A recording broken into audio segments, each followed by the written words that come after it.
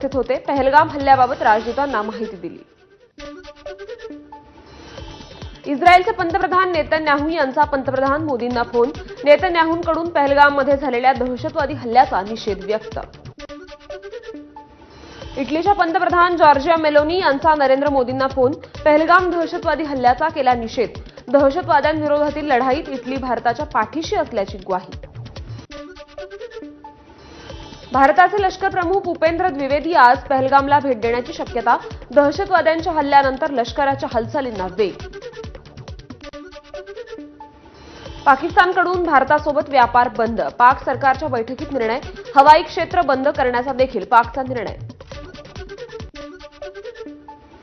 भारतीयांना 48 तासांच्या आत पाकिस्तान सोडण्याचा आदेश। पाकिस्ताननेही सार्क व्हिसा केला रद्द। भारतीय विमानांसाठी पाकिस्तानी एअरस्पेस बंद। तसंच इस्लामाबादमधील भारतीय राजनयिक अधिकाऱ्यांची संख्या 30 वर आणण्याचा पाकिस्तानचा निर्णय। पाकिस्तानच्या राष्ट्रीय सुरक्षा समितीत भारतीय कारवाईची भीती। नौदलानंतर आता बलुचिस्तानचे लढाऊ जेट स्क्वॉड्रन भारतीय सीमेवर तैनात केलं जाणार, तर पाकिस्तानी लष्कराच्या तुकड्या इतर ठिकाणांहून काढून नियंत्रण रेषेवर तैनात। दहशतवादी हल्ल्यानंतर सिंधू जल करार स्थगित। यामुळे सिंधू, झेलम आणि चिनाब या पश्चिम नद्यांचं पाणी पाकिस्तानला मिळणार नाही। आगामी चित्रपट अबीर गुलाल भारतात प्रदर्शित केला जाणार नसल्याची माहिती। पाकिस्तानी अभिनेता फौवाद खानची चित्रपटात भूमिका असल्यानं हा निर्णय। माहिती प्रसारण मंत्रालयातील सूत्रांची माहिती। भारतीय नौदलाच्या INS सुरतकडून क्षेपणास्त्राची यशस्वी चाचणी। चाचणीची दृश्य ABP माझावर। अरबी समुद्रात पाकिस्तानच्या युद्ध सरावाआधीच भारताची क्षेपणास्त्र चाचणी।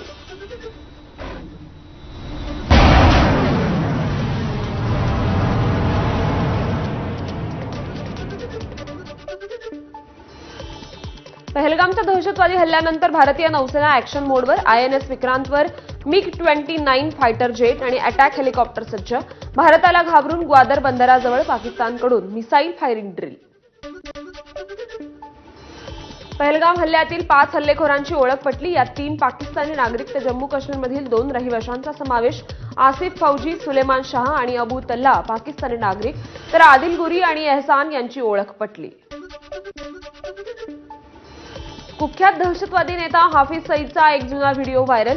भारताने पाणी बंद केलं तर नद्यांमध्ये रक्त वाहू लागेल अशा आशयाचा व्हिडिओ व्हायरल। पहलगामच्या बैसरण खोऱ्यात हल्ला होत असताना जीवाच्या आकांतानं पळणाऱ्या पर्यटकांचे विखुरलेले बूट तिथे झालेल्या भयानक दहशतवादी हल्ल्याचे परिणाम दर्शवत असल्याचं दृश्यांमधून समोर आलंय। पहलगाममध्ये झालेल्या दहशतवादी हल्ल्यात अनेक काश्मीरी नागरिकांकडून पर्यटकांना मदत करण्यात आली। जखमींना खांद्यावर नेऊन वाचवणारा सजाद अहमद ठरला हिरो। सजाद अहमदनं जखमींना केलेल्या मदतीचा व्हिडिओ व्हायरल।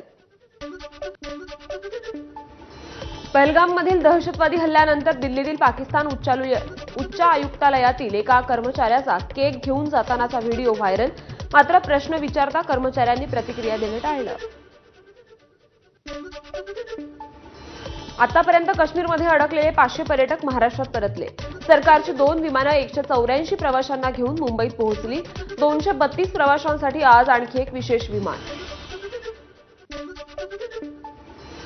ही लढाई धर्माची आणि अधर्माची। सरसंघचालक मोहन भागवतांची प्रतिक्रिया। तर धर्म विचारून मारलं, हिंदू असं करणार नाहीत भागवतांचं विधान। मार खाणं हा आपला स्वभाव नाही, भागवतांचं वक्तव्य।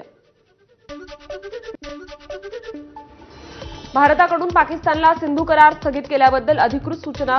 काय परिणाम होणार याकडे लक्ष। खासदार रवींद्र वायकर यांनी पहलगाममधील हल्ल्याचा जाहीर निषेध केलाय। दहशतवाद्यांना गाडून टाकण्याचं वायकरांचं आवाहन। शिंदेचे खासदार नरेश म्हस्केंचं असंवेदनशील वक्तव्य। जे कधी विमानात बसले नाहीत त्यांना विमानानं परत आणत आहोत। शिंदेच्या शिवसेनेचे खासदार म्हस्के यांचं वादग्रस्त वक्तव्य। दहशतवादी हल्ल्यासारख्या गंभीर विषयात महाराष्ट्रात दुर्दैवानं श्रेयवादाची लढाई सुरू आहे। खासदार नरेश म्हस्केंच्या वक्तव्याचा निषेध। राष्ट्रवादी शरदचंद्र पवार पक्षाच्या महिला प्रदेशाध्यक्षा रोहिणी खडसेंची प्रतिक्रिया। पहलगाम हल्ल्यातील जखमींवर मोफत उपचार करणार रिलायन्स इंडस्ट्रीजचे मालक मुकेश अंबानी यांची घोषणा। मुंबईतील HN रिलायन्स ट्रस्ट जखमींवरचा उपचाराचा खर्च उचलेल. पहलगाम हल्ल्यात जखमी झालेल्या रुग्णांवर काश्मीरमध्ये उपचार सुरू. मुख्यमंत्री देवेंद्र फडणवीसांनी मंत्री गिरीश महाजनांच्या फोनवरून रुग्णांशी संपर्क साधला.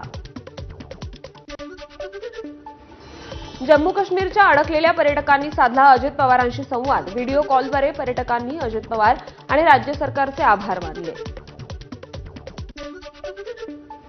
काश्मीरच्या श्रीनगरमध्ये अडकलेल्या अहिल्यानगरच्या तृतीयपंथीयांना गिरीश महाजनांचा मदतीचा हात. हॉटेलवर भेट देऊन तिकिटांची व्यवस्था केली. यावेळी तृतीयपंथींनी गिरीश महाजन आणि महाराष्ट्र सरकारचे आभार मानले. पहलगाम काश्मीर येथील दहशतवादी हल्ल्याचा लीलावती रुग्णालयाकडून तीव्र निषेध व्यक्त करण्यात आला. पीडितांसाठी मोफत वैद्यकीय उपचार जाहीर करण्यात आले. दहशतवादी हल्ल्यात मृत्युमुखी पडलेल्या डोंबिवलीतील तिन्ही कुटुंबियांशी NIA कडून चौकशी. NIA कुटुंबियांचा जबाब नोंदवणार असल्याची सूत्रांची माहिती. डोक्यावर GoPro कॅमेरा लावून आलेल्या दहशतवाद्यांनी डोळ्यासमोर बाबांना गोळी मारली तेव्हा आपला हात वडिलांच्या डोक्यावर होता. संजय लेलेच्या मुलानं सांगितली आपबीती. आमच्या घरातले करते पुरुष डोळ्यान देखत मारले, आम्ही काही करू शकलो नाही. आप लोगों ने आतंक मचाया है असं दहशतवादी म्हणत होते. डोंबिवलीतील अतुल मोनेंच्या पत्नी अनुष्का मोनेंनी सांगितला घटनाक्रम. दहशतवाद्यांनी केलेल्या हल्ल्याबद्दल सांगताना कौस्तुभ गणबोटे यांच्या पत्नी संगीता यांना अश्रू अनावर. माझ्या पतींना माझ्या डोळ्यासमोर गोळ्या घातल्या. गणबोटेंच्या पत्नीनं सांगितली आपबीती. मंत्री चंद्रकांत पाटलांनी घेतली गणबोटे कुटुंबियांची सांत्वनपर भेट. कौस्तुभ गणबोटे यांचा पहलगाममधील दहशतवादी हल्ल्यात मृत्यू झालाय.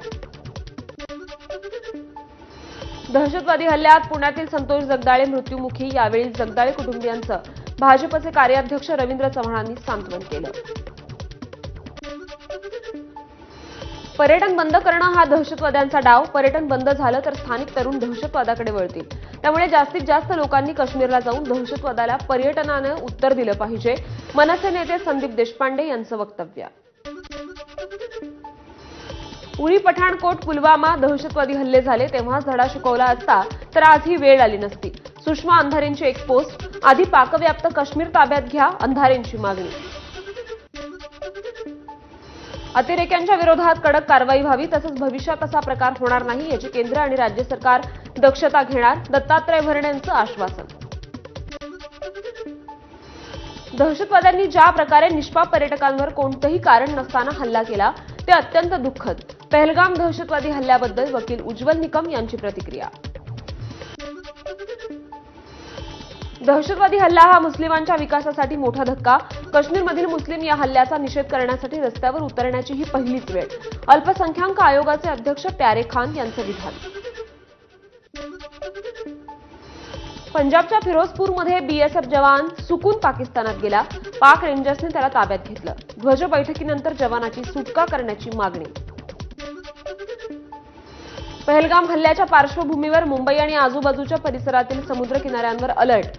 मुंबई विमानतळावर देखील सुरक्षा वाढवली. पहलगाममधील हल्ल्याच्या निषेधार्थ आज कोटा बंदची हाक. विश्व हिंदू परिषदेनं पुकारला बंद. पहलगाम हल्ल्यात मृत्यू झालेल्या नागरिकांना राणा दाम्पत्याकडून श्रद्धांजली. अमरावतीच्या राजापेठ चौकात मेणबत्ती पेटवून अर्पण केली श्रद्धांजली. नाशिकच्या मालेगावात दहशतवादी हल्ल्याविरोधात आंदोलन. दहशतवाद्यांच्या प्रतिकात्मक पुतळ्याचं केलं दहन. या मोर्चात हिंदू आणि मुस्लिम नागरिकांचा सहभाग होता. हिंगोलीच्या कळमनुरीमध्ये शिवसेनेचं पहलगाम अतिरेकी हल्ल्याच्या निषेधार्थ आंदोलन. अतिरेक्यांचा प्रतिकात्मक पुतळ्याचं दहन करत शिवसैनिकांनी घोषणाबाजी केली.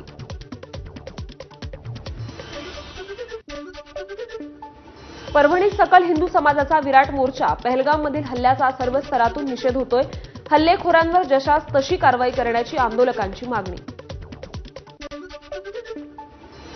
नवी मुंबईत पाकिस्तानचा झेंडा फाडून पहलगाम हल्ल्याचा निषेध. वाशीतील छत्रपती शिवाजी महाराज चौकात शिवसेनेच्या युवा सेना आणि महिला आघाडीकडून पाकिस्तान विरोधात जोरदार घोषणाबाजी करत आंदोलन. सिंधुदुर्गाच्या कणकवलीत ठाकरेंच्या शिवसेनेकडून आंदोलन, दहशतवादी हल्ल्याविरोधात पाकिस्तानी झेंडा जाळून तीव्र निषेध व्यक्त. माजी आमदार वैभव नाईक, परशुराम उपरकर यांच्या नेतृत्वाखाली निषेध. जालन्यात समस्त मुस्लिम समाजाचं निषेध आंदोलन, पहलगाममधील भ्याड हल्ल्याचा निषेध केला. भारताने पाकिस्तानवर हल्ला करून या घटनेचा बदला घ्यावा, आंदोलनकर्त्यांची मागणी.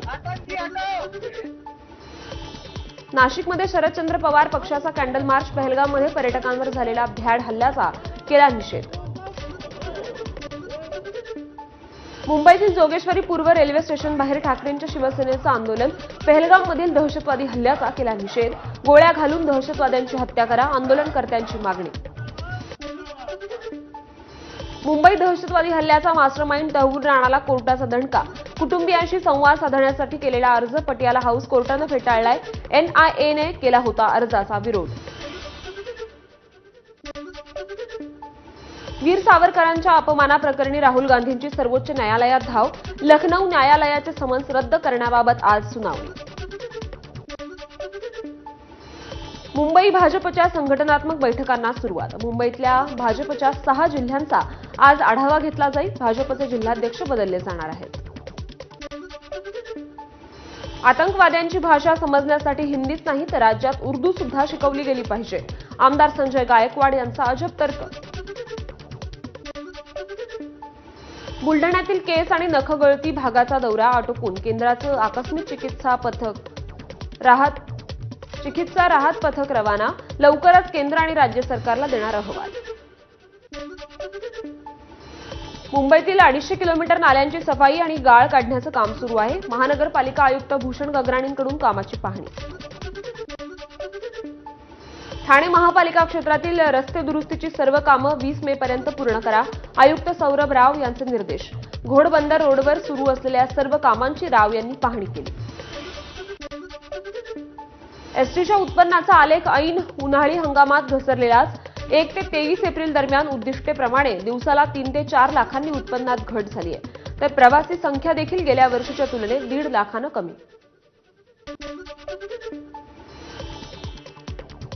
मंत्री गणेश नाईकांची भाजप आमदार राजन नाईकांना तंबी, 2015 नंतरच्या वसई विरारमधील अनधिकृत झोपड्यांना संरक्षण देऊ नका, आढावा बैठकीत गणेश नाईकांची तंबी. कोल्हापूरचा पठ्ठ्या लोकसेवा आयोगाच्या परीक्षेत उत्तीर्ण, मेंढपाळाचा मुलगा बिरदेव डोणेची नेत्र दीपक कामगिरी. UPSC परीक्षेत बिरदेवचा देशात 551वा क्रमांक. नांदेड जिल्ह्यातील UPSC आणि MPSCच्या परीक्षेत यश मिळवलेल्या विद्यार्थ्यांचा नांदेडमध्ये सत्कार करण्यात आला. माजी मुख्यमंत्री अशोकराव चव्हाण यांच्या हस्ते हा सत्कार करण्यात आला.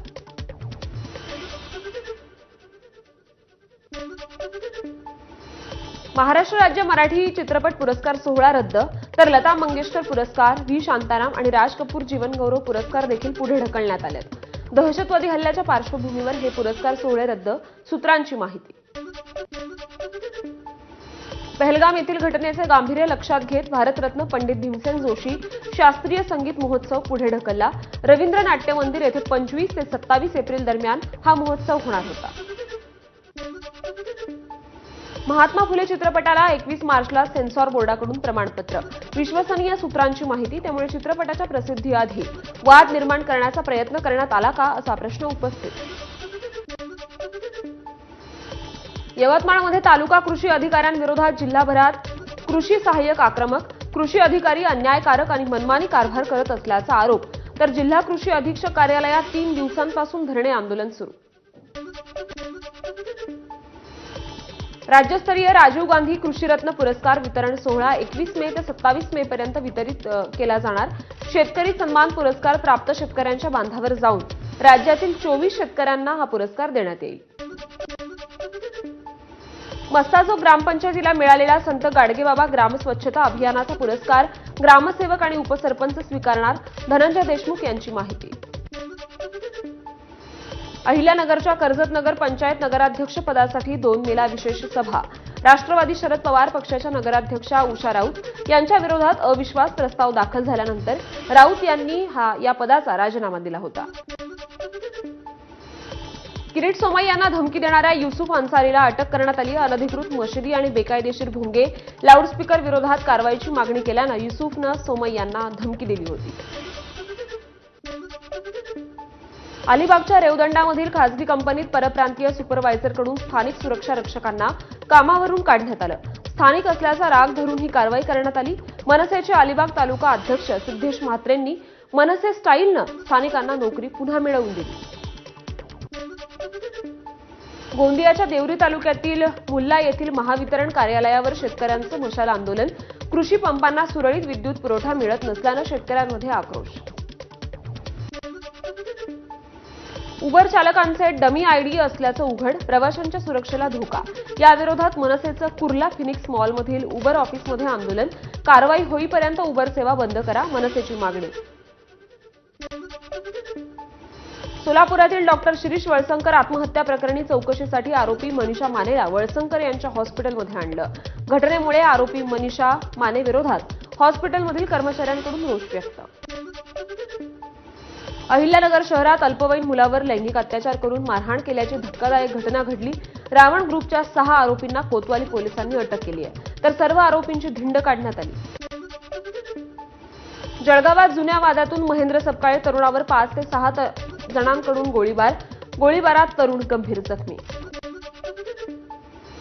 जालन्यात काश्मीरमधील भ्याड हल्ल्याच्या निषेधार्थ सकल हिंदू समाजाचा मोर्चा. पाकिस्तानला जशास तसं उत्तर देण्याची केली मागणी. नागपुरात भोंदूबाबाकडून 3 अल्पवयीन मुलींचं लैंगिक शोषण झाल्याची धक्कादायक घटना उघड. पैशाचा पाऊस पाडतो त्यासाठी पूजेसाठी 3 अल्पवयीन मुली लागतील अशी केली होती बतावणी. अब्दुल कुरैशी उर्फ कंदील बाबाला पोलिसांकडून अटक. 21व्या मजल्यावरून पडून 7 महिन्याच्या बाळाचा मृत्यू झाला. खिडकी बंद करताना आईचा तोल गेल्यानं ही दुर्घटना घडली. विरार पश्चिमेकडील जॉय विला कॉम्प्लेक्समधील ही धक्कादायक घटना. ठाण्यातील सिद्धेश्वर तलावात प्रदूषणामुळे हजारो माशांचा